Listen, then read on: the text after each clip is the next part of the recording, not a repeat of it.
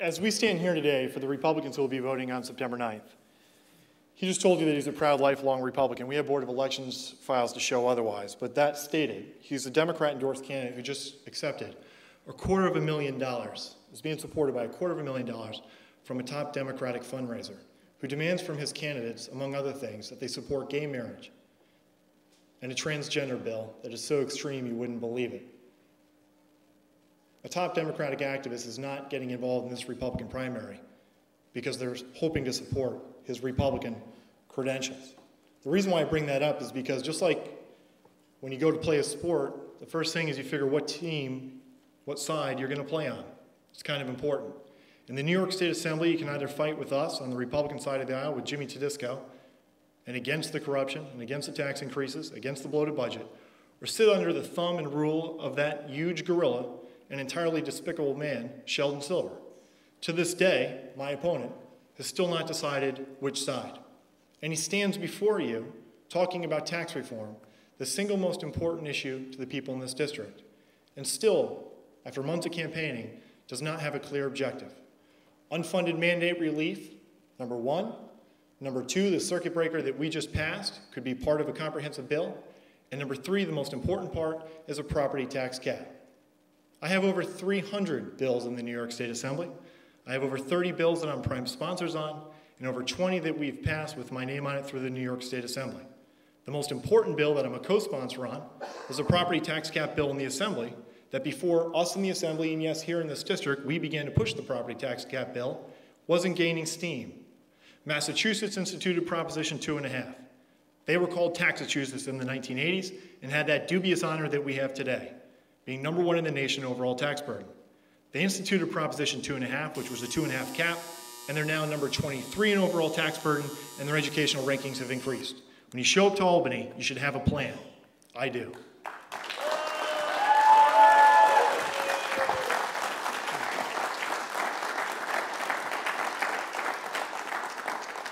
Okay, we're up to question number 3, and on this one, excuse me. For once I thought ahead. You've never been quiet. No, with the water. Question number 3, and for this one, Mr. Ball goes first. The next several questions are not so simple, or not so simply stated, but then again, these are complex times we're in, to say the least. New York State Governor David Paterson, a Democrat, says New York faces a fiscal crisis, you think? He has asked the legislature to cut $600 million in spending. Assembly Leader Sheldon Silver, also a Democrat, has a different solution. He proposes a so-called millionaire's tax that passed the Assembly. Which solution do you support?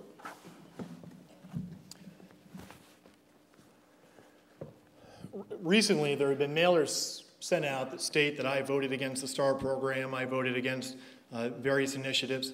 They say I voted against sunny days and smiley faces and puppy dogs. The budget that we passed this year was nearly a $130 billion budget. As a freshman legislator, I talked to my colleagues on both sides of the aisle and realized that because of the funny revenue projections, that budget would be absolutely incomplete. It was based on wrong projections. The year before, the budget we passed was the largest increase in state spending in New York State history. This budget we just passed had $1 billion in new tax increases. High spending equals high taxes, and we need more and more members to stand up and vote against these budget proposals. But what you're seeing in my re-election bid is they break out all the good things in the New York State budget and try to paint you as being a horrible person. I said on the floor of the legislature and in committee at that time that we would force to be back because of the economy to redo this budget. What happened? Exactly that. We have to make tough decisions, and that means cutting spending. Now, the millionaire tax that was part of the circuit breaker, I voted for. It would affect 137 people in my district and provide relief to over 90%. But this idea that we either have to increase taxes or increase taxes are alternatives that we shouldn't be faced with. And that's a byproduct of dysfunctional Albany, where Sheldon Silver has backed everybody in the legislature into such a corner that rank and file members are willing to stand up and say, you know what, we can make cuts down the board.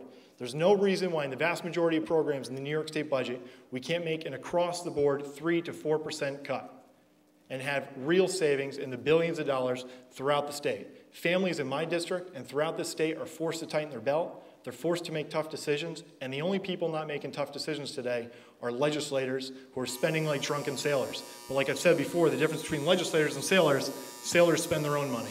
Thank you.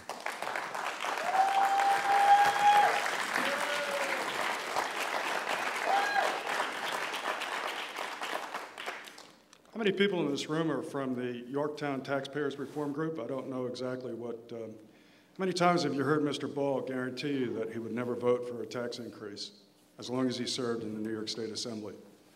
Well, he broke another promise to you folks. There's $900 million of excess revenue that's in that circuit breaker tax law that, frankly, the state is just going to spend like they've been doing for eternity. It is time to turn the table. It is time to say it's time to cut taxes, cut spending. The last debate Mr. Ball and I had, I said, Mr. Ball, I'm not in favor of a property tax cap. I'm in favor of cutting spending. Next thing you know, there's that video YouTube, and it says, here's John Degnan saying he's not in favor of a property tax cap. On the contrary, we need change in Albany. We need people who are going to go up there anew, people who are going to go up there, come across the aisle, and make sure that everybody in the Assembly and the Senate hears about the crisis that's going on in the 99th Assembly District and throughout this state. I know there are people who are going to be cold in their homes this coming winter, right here in the 99th Assembly District. Mr. Ball went back to the Assembly. He made a big show of bringing a bus ride, a bunch of voters from up here, and some of you were probably from the audience attended that. But when it came time to debate on the floor of the Assembly, not one word, not one statement from Mr. Ball about what this means to the people in the 99th. Instead, he cast his vote and he came running home. The point is that Mr. Ball is not representing us in Albany. He makes a great show of events down here in our district, and yet there is no work to show for it. He claims to be part of 300 bills, yeah, as a co-sponsor. Guess what? Anybody in the Assembly can decide to join on a bill.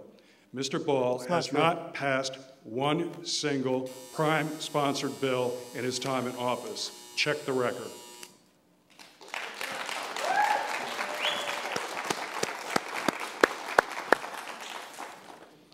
Mr. Degnan will be up first on this question, which is about member items.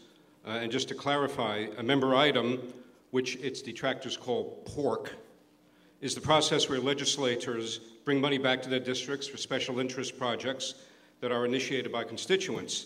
Member item spending in New York State currently totals $200 million. There is a proposal in Albany to reduce that amount to $150 million. Please state your position on member item spending. It's your Mr. turn. Degnan.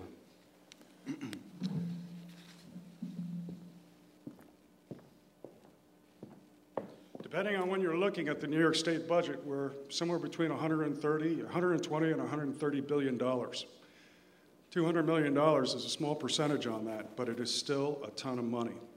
And we know that if you're in the majority, then you bring home lots of member items. If you're in the minority, you don't. I'm a Republican. I'm standing in front of you here today saying, make the member items part of the cuts. Understand that if we take the initiative, that we show optimism and we show leadership in how we run Albany, that it can have a positive impact on how people look at county governments and smaller municipal governments. We must find a way to do more with less. And it comes back to tax cuts. Tax spending needs to come down.